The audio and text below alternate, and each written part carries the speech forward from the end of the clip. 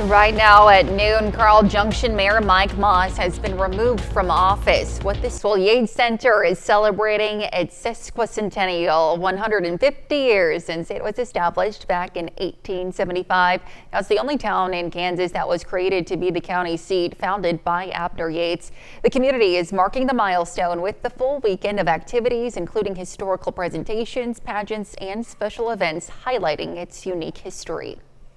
Me, having grown up here, I celebrated the 100th one 50 years ago. It's pretty special. I think we have tried to incorporate everything for our community. It's all really about our community.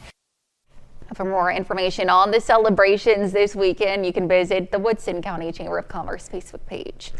Well, football season is officially underway for Gorilla fans. Fans gathered at the Pit in Pittsburgh last night to cheer on the Gorillas in their season opener against Ferris State. The watch party featured food and drink specials, with the crowd rallying together to kick off the football season. The final score of that game was Pitt State 17, Ferris State 34. And the Joplin Regional Alliance for Health is asking the community to help shape the future of healthcare in the region. The group launched a survey to gather feedback from both healthcare workers and local residents. The JRAH wants to hear new ideas for making services more accessible, to improving efficiency and identifying gaps that need attention. The results will help guide future initiatives, including new technologies, programs, and even economic opportunities that could bring jobs to the region. We'd like to hear their ideas. We'd like to hear their wants, things that they believe will make healthcare more accessible, easier to use, and more efficient for them to want to interact with, or ideas, things that they don't think are working as well as they'd like, that they can tell us, hey, we want to see this. So new ideas and things that will make it better. Now, anyone 18 or older is encouraged to take part, whether you're a patient, a caregiver, or work in the industry. CASA recently finished construction of the storm-proof playhouse, something they once thought was out of reach. One CASA employee had originally started the project, but as costs rose beyond expectations, hopes began to diminish. Then the local church, unaware of CASA's situation, stepped forward with exactly the amount they needed. CASA describes this as a blessing in disguise. Round the number or anything, it's definitely a God thing that it worked out, and we were excited that it did. Last week we had a little boy. He comes every week with his advocate to play, and that was the first thing he ran to out here, and he loves it. He said, "I love it, and all kids will love it." Now, CASA says Jasper County currently has more than 350 children in foster care. They say more volunteers are highly needed. The housing market in Joplin is shifting from favoring sellers to buyers. Local realtors say the Joplin market remains steady. Now, the most popular price point for homes is between $150,000 to $250,000. And according to Realtor.com, in July, the average length the house stays on the market is 41 days. Yes, economics kind of controls that. You know, if they want to just buy something new or a different one, then it's a great time to buy. They may not be able to find everything they want, because we are probably a little bit shorter. I know. You can visit KOAMNewsNow.com for more information. Coming up, investigators are questioning the Minneapolis school shooter's family about possible warning signs. And later, we're making pina colada trifle in the Mr. Food Test Kitchen.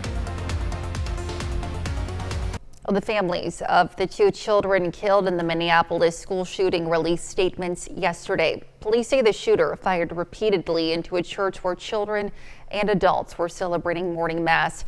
18 other people were wounded. Ashar Khosrawi is in Minneapolis with the latest on the investigation.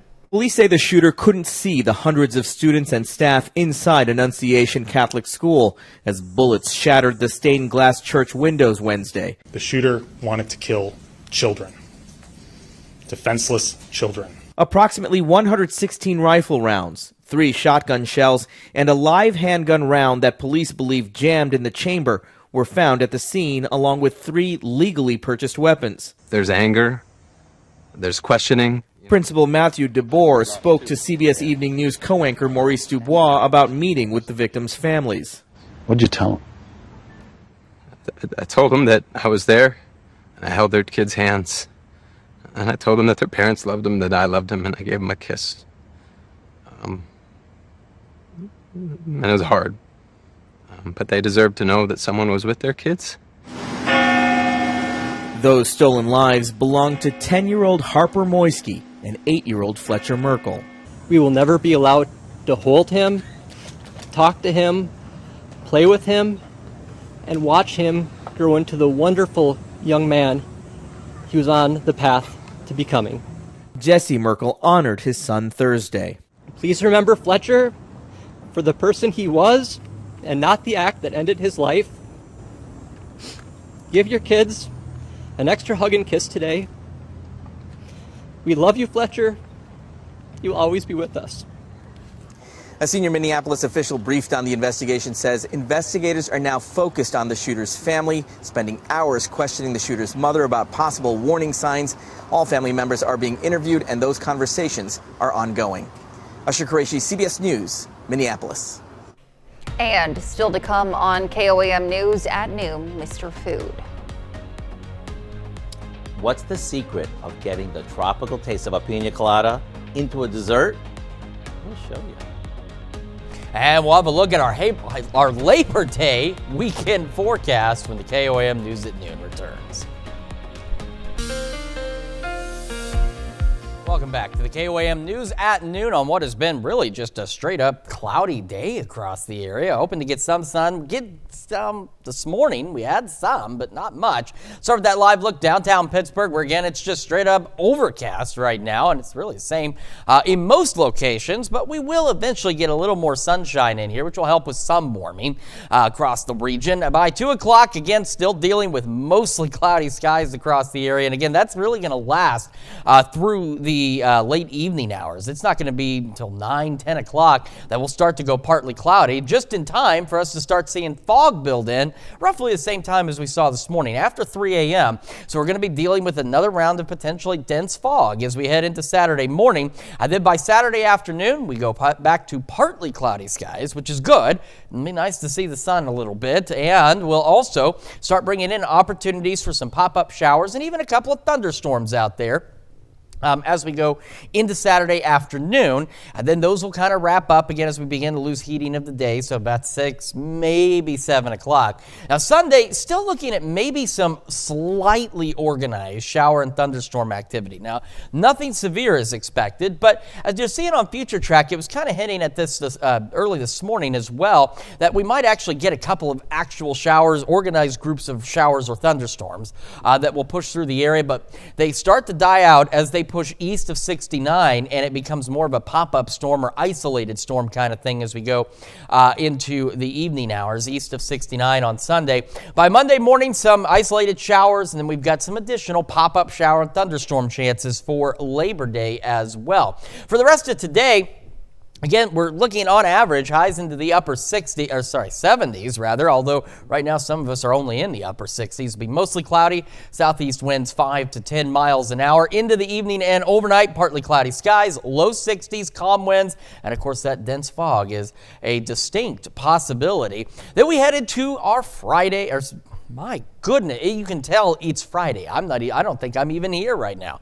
Today is Friday. Tomorrow is Saturday. On Saturday, a little more sunshine, be a little warmer, low 80s out there. Southeast winds 5 to 10, again, some isolated pop-up storms across the area. The rest of Labor Day weekend, it's really about the same thing. It's about a 20, maybe 30% chance of some isolated pop-up showers and thunderstorms, and temperatures really hovering around the mid-80s. So as we discussed this morning and yesterday, don't cancel your Labor Day plans just because you see clouds with little lightning bolts, but you do want to remember when thunder roars, head indoors. We've seen with thunderstorms, and we've shown you on the Skywatch Storm Tracker where we've had lightning strikes upwards of 50 miles from the parent storm, but that's only in rare cases. Yeah, but it can still reach 10, 15 miles away. So that's why if you hear the thunder, you want to have a dry, safe place to go. But remember also, with most pop-up storms, they're relatively short-lived.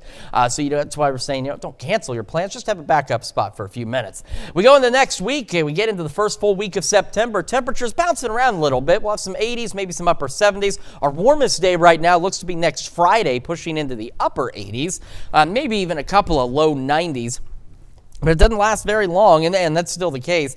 We'll fall back into the mid-80s by next weekend. So, again, just some pop-up storm chances. Nothing worth canceling those barbecue plans. Just make sure there's a dry spot for the barbecue, just in case. Absolutely. All right, Chris, thanks. Well, stick around. We're making pina colada trifle in the Mr. Food Test Kitchen. We'll be right back. Well, today's Mr. Food recipe is a perfect sweet treat to start your weekend or even make for a Labor Day gathering. The pineapple has always been a welcoming symbol, and today's Mr. Food recipe is a pineapple packed and is sure to be a welcome and novel dessert, making it one of the best potluck dishes around. Howard's making pina colada trifle in the Mr. Food Test Kitchen. If you like pina coladas, well, then you're going to love what we're making today. It's a layered dessert that takes on all the flavors that are in here and turns them into a tropical treat that just shouts summer. The best part, it all comes together in no time. All we do is stir together instant vanilla pudding with some milk until it begins to thicken up. Then we gently fold in some whipped topping, and once it's combined, we'll set that aside while we toast some shredded coconut in a skillet. Keep a close eye on it, because it can go from golden brown to I just burned the whole batch in just seconds. Now comes the fun part. We place cubes of angel food cake in the bottom of a trifle bowl and top that with half of the pudding mixture. Next, we pile on some drained pineapple, then our toasted coconut, and we'll repeat the layers, ending with a layer of the pudding mixture. Right before serving it, fancy it up with some toasted coconut and a few cherries and let the party begin. However you serve it, make sure you use a big spoon so everyone can scoop out all those flavor-packed layers. To get the recipe for pina colada trifle, go online so you can hang on to the taste of summer just a little bit longer. I'm Howard in the Mr. Food Test Kitchen, where every day we're looking for more tropical ways for you to say, ooh, it's so good. As always, you can find the recipe for this delicious pina colada trifle along with a lot more good food from the Mr. Food Test Kitchen online. All you have to do is head on over to our website. Of course, that's KOAMnewsnow.com under the Mr. Food tab. Now let's take a look at the 4-state market prices. All right, again, mostly cloudy today. Temperatures will eventually reach the upper 70s out there. Some of you might still make the low 80s, and we've got pop-up storms through the holiday weekend. So as we mentioned, don't cancel your plans. Just have a safe, dry place to go just in case. Mid-80s.